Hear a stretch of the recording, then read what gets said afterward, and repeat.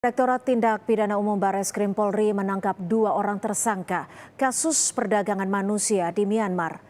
Kedua tersangka, Anita dan Andri, ditangkap di sebuah apartemen di wilayah Bekasi Selasa malam.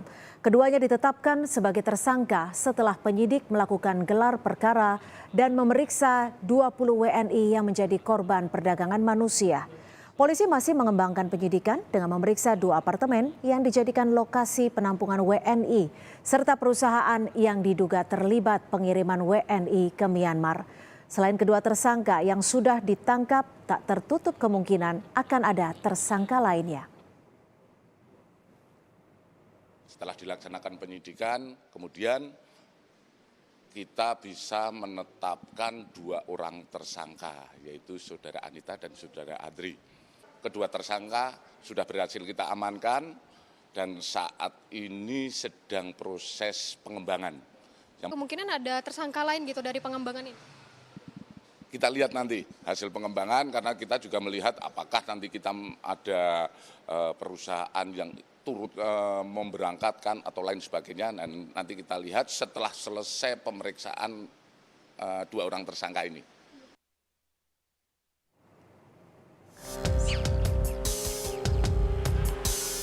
4 keluarga WNI korban perdagangan manusia di Myanmar meminta perlindungan ke Lembaga Perlindungan Saksi dan Korban.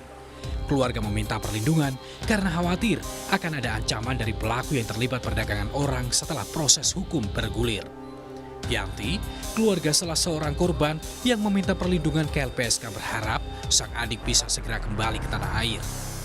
Yanti cerita, sang adik dijanjikan bekerja sebagai operator marketing di Myanmar, tetapi nyatanya justru dipekerjakan sebagai scammer atau pelaku kejahatan penipuan online. Jika menolak, akan dikenai denda ratusan juta rupiah. Awalnya operator marketing, terus tiba-tiba sampai sana disuruh kerja jadi scammer. Mereka menolak untuk bekerja, jadi mereka disuruh membayar denda. Dendanya itu sekitar 200 juta ke perusahaan. Satu anak. Mereka mengalami kekerasan fisik juga, ada yang disetrum, ada yang dicambuk, terus ada hukuman lari. Baik, kita maunya sih anak-anak semua pulang dulu, diamankan dulu ya. 12 dari 20 WNI korban perdagangan manusia di Myanmar terkonfirmasi berasal dari Jawa Barat. Menurut Kepala Dinas Ketenagakerjaan dan Transmigrasi Jawa Barat, perdagangan manusia juga menyasar mereka yang cukup berpendidikan.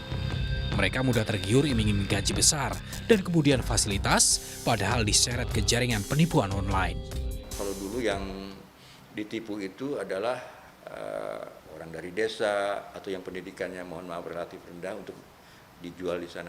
Ini adalah anak-anak muda yang mempunyai kemampuan, mempunyai minimal S1, mempunyai kemampuan IT yang luar biasa juga. Karena di sana itu mereka dipekerjakan sebagai scammer.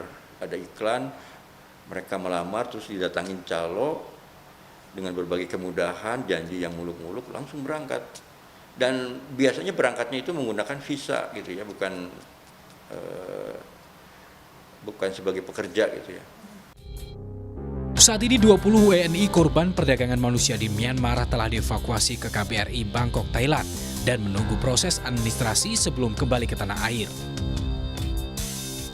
Selain dijerumuskan bekerja di bisnis ilegal di wilayah konflik Myanmar, mereka juga mendapatkan berbagai siksaan dan dikenai denda jika menolak tugas yang diberikan. Tim Liputan, Kompas TV.